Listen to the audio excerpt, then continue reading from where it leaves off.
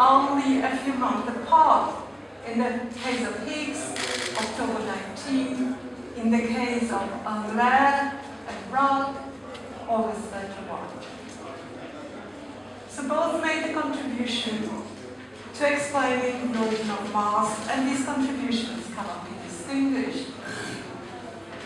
Now, what they did is central to the so-called standard model of particle physics. And let me try to explain what the standard model of particle physics is about by taking this example of a fly. So everything around us, and we ourselves, flowers, trees, stars, can be described in terms of a handful of constituents of matter and the forces acting between them. And so if you now look at the fly, it consists of molecules. Each molecule consists of atoms, and each atom has an atomic nucleus, and orbiting around the nucleus we have electrons. Nuclei are not fundamental particles. The protons and neutrons have in turn fundamental constituents which they believe are indivisible, and they are called quarks. Now, these fundamental matter particles interact by using forces, and within quantum mechanics we believe that these forces are mediated by quanta and particles. And so we have the electromagnetic force mediated by photons, which are massless. We have the weak nuclear force mediated by the massive particles, which are called W and Z, and we have the strong nuclear force mediated by cosmos gluons. Now, all is well and good, except that the theory behind the standard model would like all the mediator particles and all the matter particles to be massless. Now, here is the standard model of particle physics as we know it, with the matter constituents on the left-hand side, the quarks we've been talking about, the electrons, which you all know, part of the atoms, and the electrons' cousins, the green particles. On the right-hand side, we have the quanta, which mediate interactions between these particles, the Z and the W of the weak force, the photon, which we all know and love, and the gluons. And the theory would like all these particles to be massless. However, we all know they are not massless. I mean, we are not massless, unfortunately, the sun. So something must be there in the background to give this particle mass, and this is symbolized by this gray cloud on the background here with an H on top. So how can the world be so diverse? What is the origin of mass? Now the problem is that to make a standard model work, we need theories which are basically symmetrical. But these symmetries forbid particles to have mass. If you try to put in mass by hand into the theories will collapse, and the standard model no longer works. So somehow the symmetries must be broken in such a way that gives the good properties of the theory. Now this is where the Mexican hat comes in. And I believe that everyone has seen this picture of the Mexican hat. Now the Mexican hat symbolizes the symmetry. If you think in terms of a hat, you see a hat in front of you, and suppose you have the bag which sits on top in the center of the hat. To you, all the world looks symmetric. All directions are equivalent. However, if you slide down into the valley, then the world is no longer symmetric.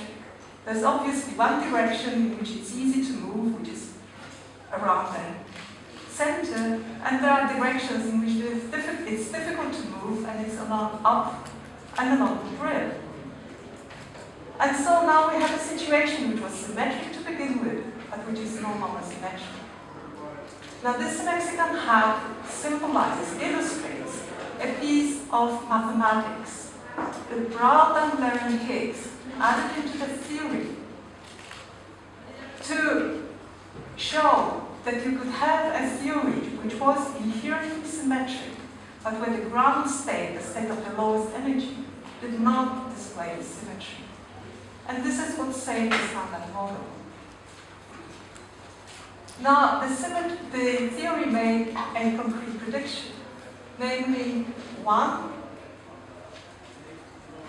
there should exist a new fundamental particle, and two, all the other particles in nature, the matter particles and the quantum mediating forces, should gain mass through interactions with these particles. Which brings us back to the 4th of July 2012. Appearing in front of a packed auditorium at CERN, the spokespersons of the experiments Atlas and CMS announced the observation of a new fundamental particles in proton-proton collisions at the Large Hadron Collider, which had properties consistent with the long sought-after Higgs particle. And you can imagine that the whole auditorium exploded in applause. Now here you see, again, Higgs and Angler waving to the auditorium after the announcement of the observation had been made. Now, what I'm going to show you is what the evidence for the existence of a new fundamental Higgs particle looks like. This is a little bit difficult, so I ask you to have a little bit of patience. So we have a diagram here showing on the horizontal axis the mass. Okay? Now the Higgs particle cannot be seen directly. It can only be reconstructed from its decays, from traces it leaves in particle detectors. So from these traces you can reconstruct the particle mass, but it is not clear it comes out exactly in one point. You can get many different masses. So on the horizontal axis, you have the reconstructed mass. On the vertical axis, you have the number of events found at each mass. There is another caveat, namely that background. There are processes mimicking the Higgs, which are not the Higgs particles. They are not the processes you're after. And they will be shown in blue in this diagram. So what you are going to look for is a red peak appearing in data against the blue background. And I'm going to show you how the data evolves with time. The black points will be data. And so look for the red peak and try to follow the time development. So here you see it comes up as more and more data are collected. You see the blue background growing fast, but also the small red peak appearing. And this is the observation of the Higgs particle. Now this is not the data they had in 2012. Now I'm showing you all the data we accumulated until the shutdown of LHC in the beginning of 2013. So I think I can stop this. This is what the data looks like. You see the red Higgs peak on the blue background. And so what we have here is the final piece in the puzzle, which is the standard model. This is of course not the final piece in the puzzle of the universe. There's still mysteries left. We don't know what the dark mass is, we don't know what the dark energy is, we don't know if Higgs is the only Higgs particle that exists or there's more Higgs particles.